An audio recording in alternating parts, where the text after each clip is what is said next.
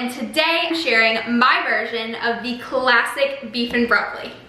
So just being able to show you how you can make it at home in the comfort of your own kitchen is really what I wanted to do today.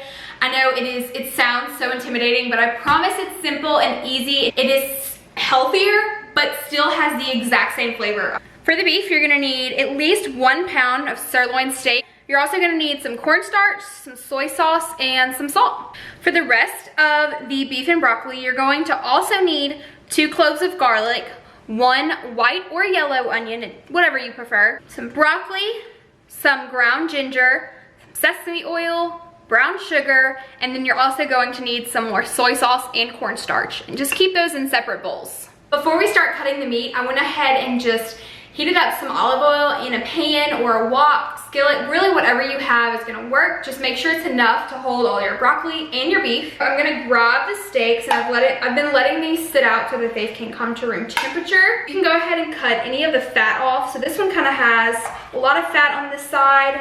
What I like to do is I like to cut it down the center, like this, and then I just cut the thin slices. Just because this is how it is when you go to the Chinese restaurant, I cut those in half and then cut these in half. I just finished cutting the beef, and now we're gonna go ahead and move over to the skillet where we're gonna let this brown, but you wanna make sure that you do not overcrowd the pan, because if so, the meat's not gonna brown properly. So you are gonna have to do this in a couple of layers, but I promise it's going to be worth it. I'm just gonna sprinkle on a little bit of salt, just give it some flavor. So this is what you want to look for when you are browning them. Okay, I am now going to remove the meat from this, and then I'm just going to get rid of almost all of the fat and oil that it's rendered.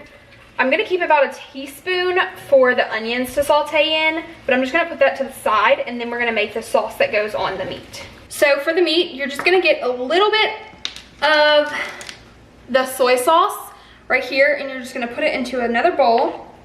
You just need about 1 to 2 teaspoons. I think I'm gonna use 2 teaspoons. You need a tablespoon of cornstarch. So we're just gonna toss that together.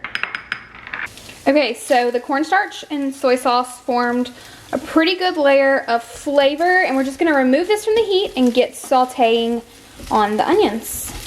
I am going to go ahead and just peel this onion. I'm just cutting the ends off, and I'll cut that down the center. Then for these onions, you really want them to be like slivers. You don't want them to be diced. So all I'm gonna do is cut that into a quarter, and then from there, I'm going to cut like that. And then you'll have the slivers that look like this. I went ahead and added back the fat and olive oil. I'm gonna go ahead and mince the garlic really finely so that there aren't big chunks. Oh my gosh, it smells so good. Perfect. All right, we're gonna let that saute on medium-low for about 2 more minutes.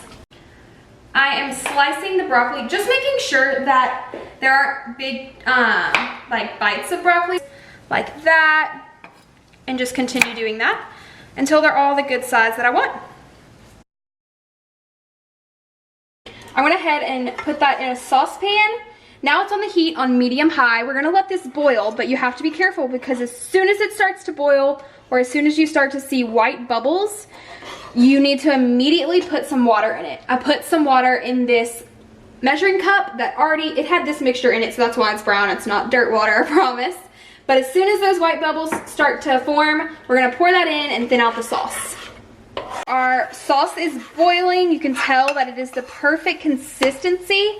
So I'm gonna turn the heat off, and we're gonna go ahead and pour in just a little bit of water, just to kind of thin it out a little bit. Go ahead and stir that in. This. It smells so good. Our broccoli has been steaming for about 10 minutes, and I finally got to the sauce, the consistency that I wanted. I probably added about half a cup to 1/4 cup, maybe a little bit more, 1/4 cup. We just want to pour it all in, make sure you get it all.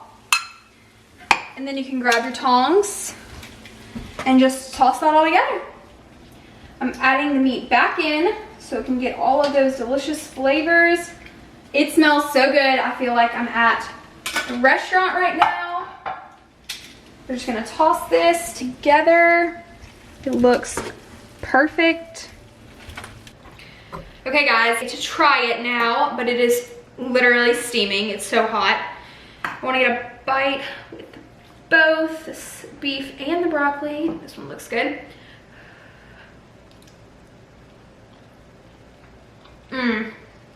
It tastes just like what you would get at the restaurant. This is so good.